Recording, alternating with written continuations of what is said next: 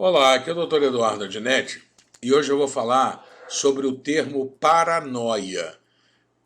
Esse termo com certeza você já ouviu falar por aqui ou por ali, enfim, todo mundo, quase todo mundo já ouviu falar nesse termo paranoia, né? O que é paranoia? Então eu vou falar, vou explicar o que é o termo paranoia e o que é esquizofrenia paranoide. Né? A paranoia, na linguagem assim do dia a dia, vamos dizer, linguagem popular para você entender, ela é normalmente, quando você ouve a palavra paranoia, pode ter certeza que ela tem alguma relação com perseguição. Então, existem duas situações assim do dia a dia, onde não é doença, né? Onde a pessoa diz assim, por exemplo, olha, o cara tá cismando comigo, a pessoa tá atrás de mim. Cara, você tá paranoico. Então, é no sentido dessa fixação por uma situação que não é doença, mas ela está relacionada à perseguição.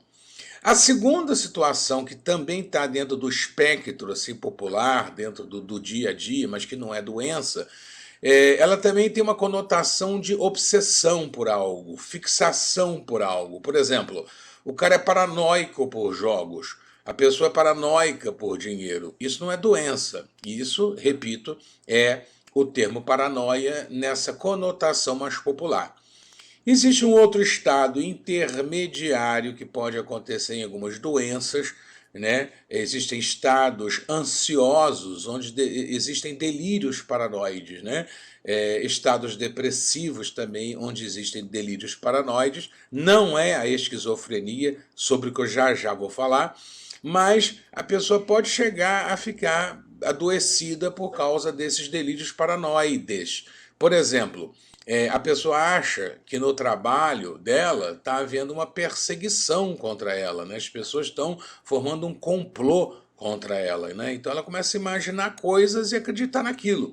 Como, por exemplo, na vizinhança, né? Todo mundo está olhando para mim, estão falando de mim, né? Isso não é esquizofrenia paranoide necessariamente, é um estado que a gente pode até chamar de intermediário, né? Nem sempre é, mas não é esquizofrenia paranoide, né? Mas veja bem, de novo, a paranoia é relacionada à perseguição, né? Então, estados, como eu disse, ansiosos ou depressivos podem, até de grande estresse, grande pressão, podem levar a delírios persecutórios, delírios paranoides, onde a pessoa acha que a estão perseguindo.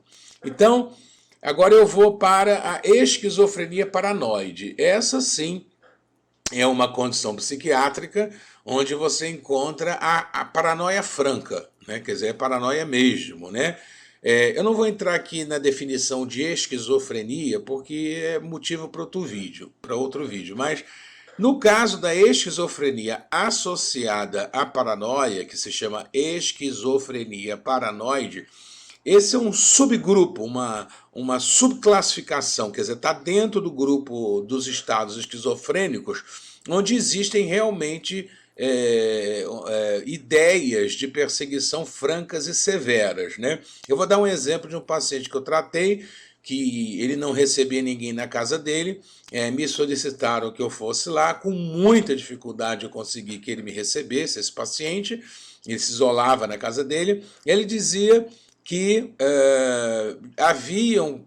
havia, né, o verbo na conjugação correta, havia pessoas que tentavam fazer mal a ele. Então, quando ele ia no mercado fazer uma compra, né, o que ele evitava, ele dizia que ele não pegava um saco de arroz ou de feijão ou de café, seja lá o que fosse, porque a polícia, num complô, numa trama com os bandidos, segundo ele dizia, já sabia qual era o saco lá que ele ia pegar de comida e já tinham posto veneno.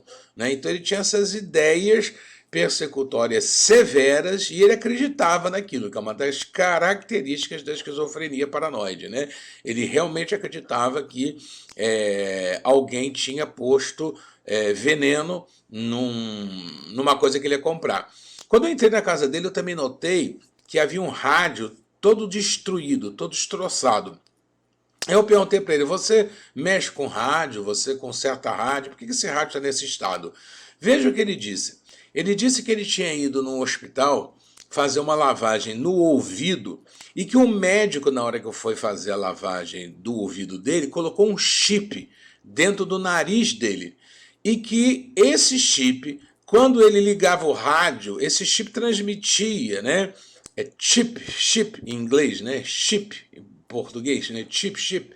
Ele dizia que esse chip, né? Ele transmitia os pensamentos dele para o rádio. E aí a antena do rádio transmitia tudo que ele estava pensando para a cidade inteira. Então ele sabia que a cidade, ele imaginava, né, no caso, né, da doença, era uma situação de doença severa, ele achava que a cidade inteira, se ele ligasse o rádio, ia saber o que ele estava pensando. Né? Então isso é esquizofrenia paranoide. Ele também achava que quando luzes se refletiam na janela dele, já era também a polícia em um complô com os bandidos para tentar fazer mal a ele. Né? Esse paciente precisou ser internado em razão da severidade da doença e, por vezes, naquela tentativa de se defender dessa delirante, né, dessa imaginária no sentido de adoecida, ideia persecutória, ele chegava às vezes a jogar pedras para tentar se defender dessa perseguição que na realidade não existia. Então isso é a esquizofrenia paranoide, né? Isso é uma doença severa dentro da psiquiatria, né?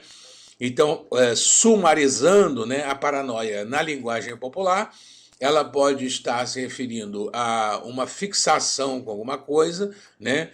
A pessoa acha que estão querendo fazer alguma coisa contra ela, mas não é doença, né?